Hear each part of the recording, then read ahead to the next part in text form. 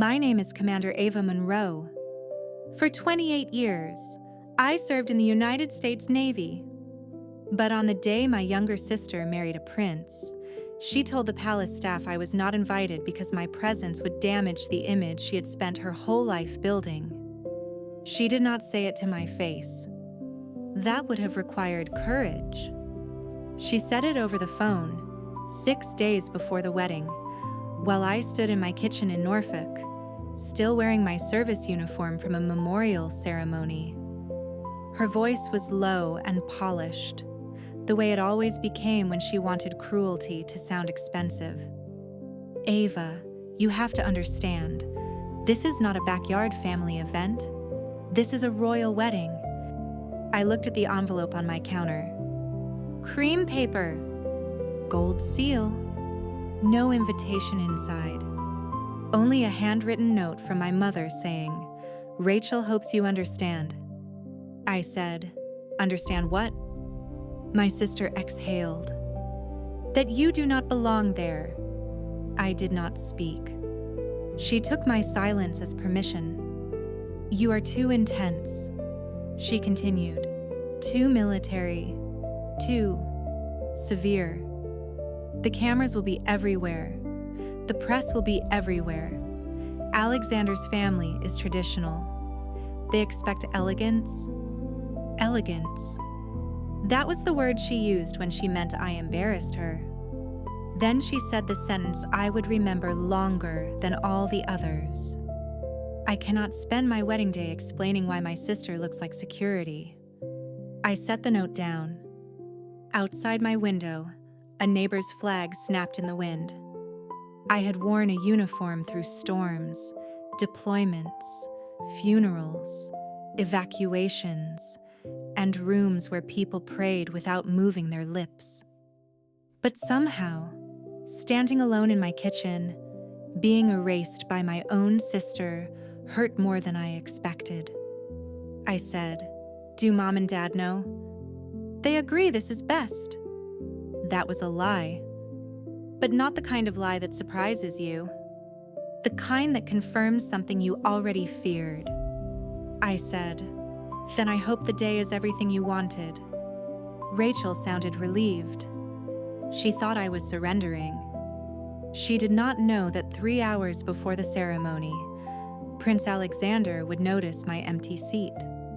She did not know his father, King Alaric, had spent 6 years looking for the American naval officer who saved his life during a Mediterranean relief mission.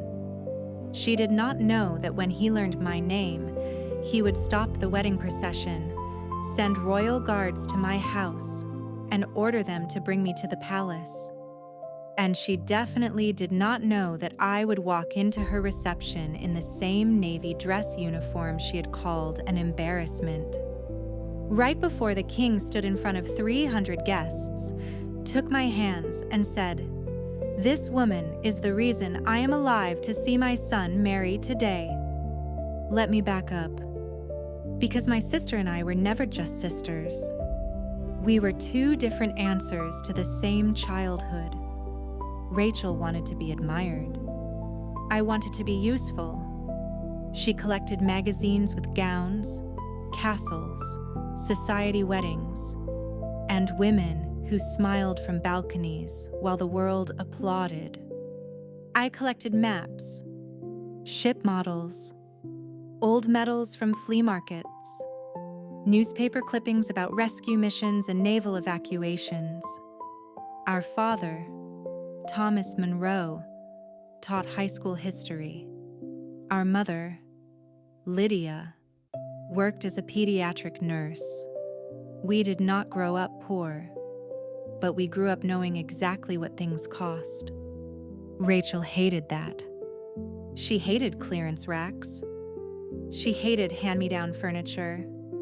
She hated that our vacations were road trips with sandwiches packed in coolers. She would stand in front of the mirror at 14, practicing the smile she said rich women used when they did not want to show their teeth. I never knew what to do with that kind of wanting. My wanting was different. I wanted structure, Purpose. A place where effort mattered more than performance. When I told my parents I wanted to join the Navy, my father cried quietly at the kitchen table. Not because he disapproved, because his father had served, and he understood that duty takes children away before parents are ready. Rachel rolled her eyes. "Of course," she said. "Ava wants to disappear into a uniform." She was not entirely wrong. Uniforms made sense to me. They told the world what you were responsible for before the world decided what you were worth. At 18, I went to the Naval Academy. At 22, I commissioned.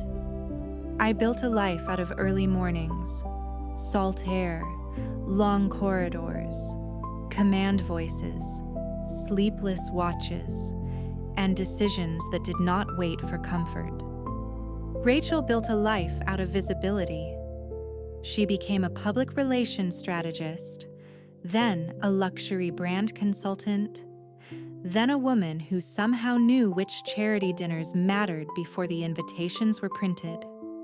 She was beautiful in a way that seemed rehearsed by nature. Soft hair, perfect posture, the ability to make anyone believe they had been waiting to meet her. I loved her. That is the part that made everything harder. I loved her when she corrected my clothes. I loved her when she said I walked like I was giving orders. I loved her when she introduced me at parties as my sister in the Navy, in the same voice people use for a distant cousin who breeds unusual dogs. I loved her because she was my sister. But love does not make humiliation disappear. It only gives it a place to live. For years, Rachel treated my service like a phase that had gone on too long. When I missed Thanksgiving because of a deployment, she said I was avoiding family. When I came home from a humanitarian mission with bruises under both eyes from sleeping badly for 3 weeks, she said, "You look exhausted. Maybe stop making sacrifice your personality." When I was promoted to commander, she sent flowers to my office with a card that said, "Hope this makes the long hours worth it." Long hours. As if command was a scheduling problem. My parents tried to bridge the distance. My father kept every Navy article that mentioned my unit, even when my name was not in it. My mother asked careful questions, the kind that tried to love me without asking me to relive things. But Rachel wanted a different kind of family. She wanted one that photographed well. Then she met Prince Alexander. He was not next in line to any throne, but he was still a prince. His father, King Alaric of Vayrond, ruled a small European constitutional monarchy with mountains, old cathedrals, and a coastline that looked like watercolor. Alexander was in Washington for a Cultural Foundation summit. Rachel managed media strategy for one of the sponsors. By the time she called me to say she was dating him, her voice had changed. Not happier, higher, as if she had climbed onto a balcony and expected the rest of us to look up. For the first few months, I tried to be happy for her. Alexander seemed kind from the little I saw. He asked about my Navy work with real attention, not polite curiosity. Once, during dinner at my parents' house, he asked what made humanitarian missions more difficult than combat operations. Rachel interrupted before I could answer. "Ava cannot talk about most of that," she said quickly. "And honestly, it is probably not dinner conversation." Alexander looked at me. "I apologize if I asked poorly." "You did not," I said. Rachel's smile tightened. That was when I first understood something. She was not afraid I would embarrass myself. She was afraid I would matter. 6 months before the wedding, everything became image. Rachel hired a palace protocol coach. She began calling our parents Thomas and Lydia in public because Mom and Dad sounded too small town. She asked my father to buy a different suit. She sent my mother a list of approved colors. Then she called me about my uniform. "Ava, please do not wear it around Alexander's family." I was in my office when she said it. "Why?" "It feels aggressive." "It is a dress uniform. It announces things. It is supposed to..." She sighed. "This is what I mean. You make everything sound like a command." I looked at the framed photo on my desk from a rescue mission in the Mediterranean 6 years earlier. I almost told her the story then. Not for praise. For context. To make her understand that the uniform she found inconvenient had been soaked in rain, blood, salt water, and duty. But Rachel was not asking to understand. She was asking me to be easier to hide. So I said, "I will wear appropriate formal attire." She said, "Thank you," not warmly, like a problem had been handled. I did not know then that she had already started discussing whether I should attend at all. I found out from my mother, not directly. My mother was too gentle for direct betrayal. She called late one night, voice strained. "Rachel is under a lot of pressure." That sentence had served as a warning my whole life. What happened? "She is worried about the press." "Because of me?" Silence. Then my mother whispered, "She thinks your presence may create questions." "What questions?" "About why you are not more like the rest of the family." I laughed once. It came out wrong. "Mom, I am the rest of the family." "I know, honey. But knowing and acting are different things." The official explanation arrived 6 days before the wedding. No invitation, no travel arrangements, no seat, only that note. "Rachel hopes you understand."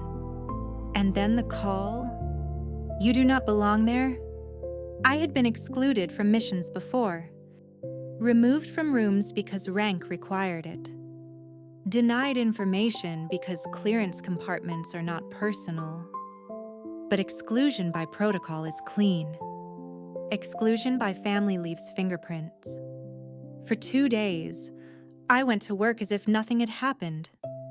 I signed forms, reviewed readiness reports, spoke to junior officers about maintenance windows and deployment rotations.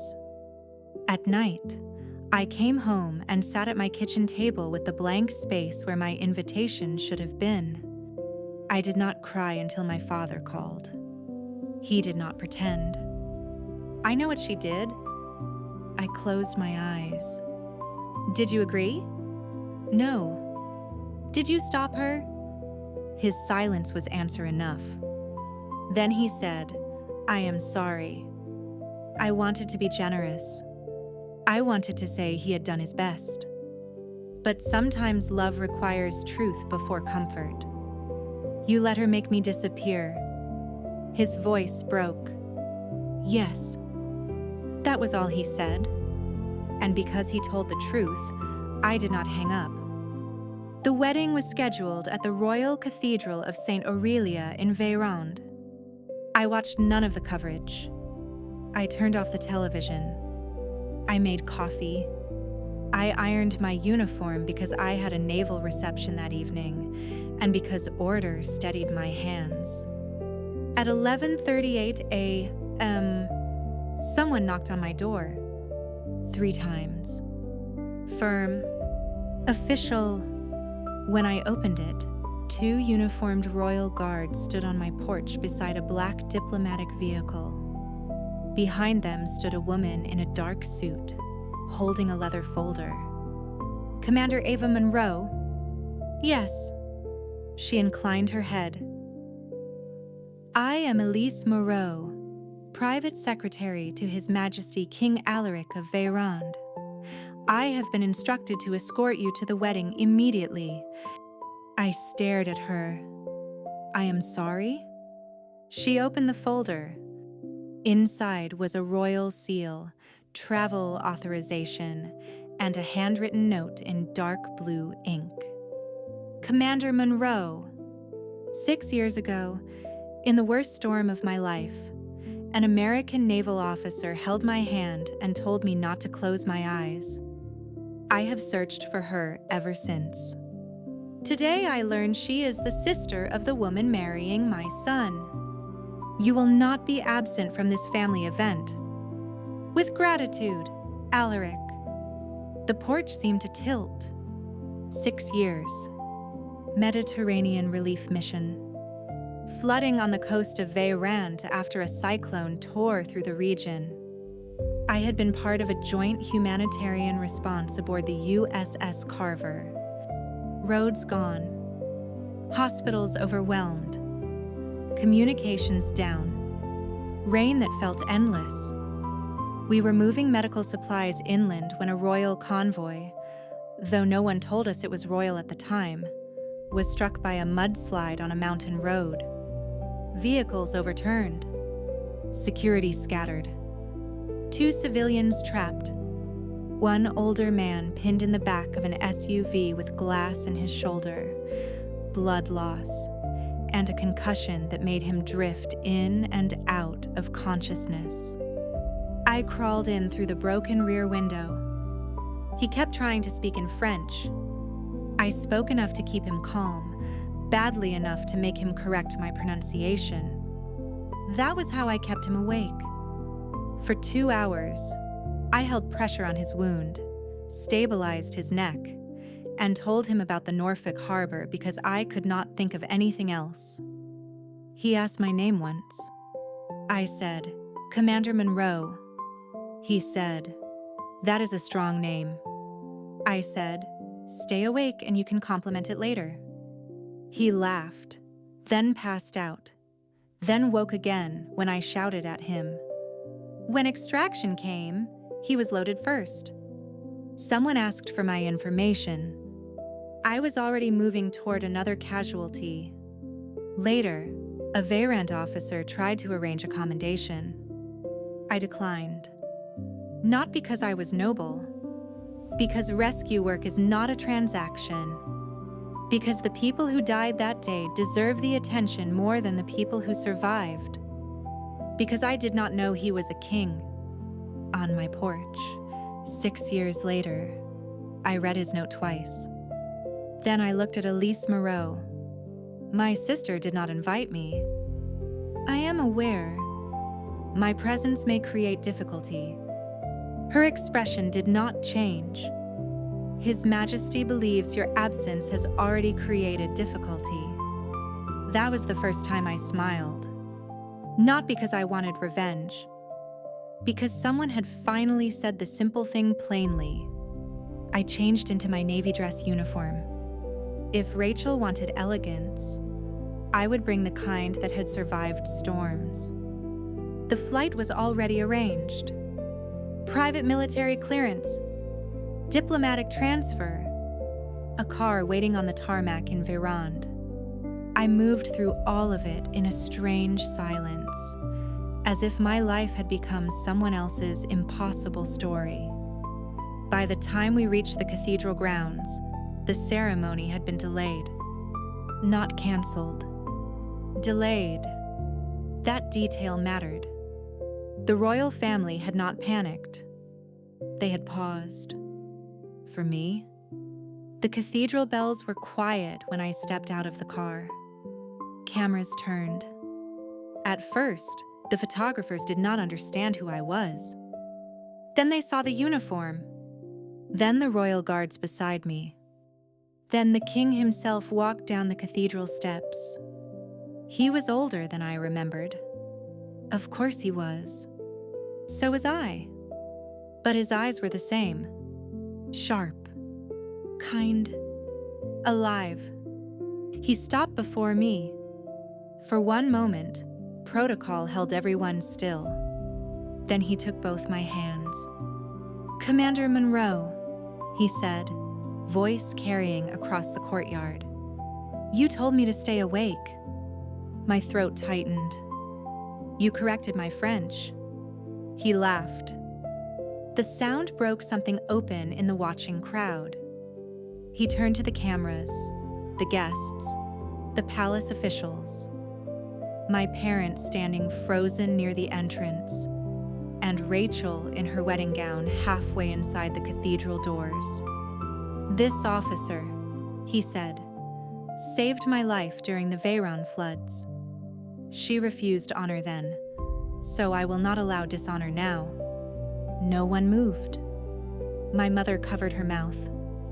My father began to cry openly. Rachel looked like the veil had become too heavy.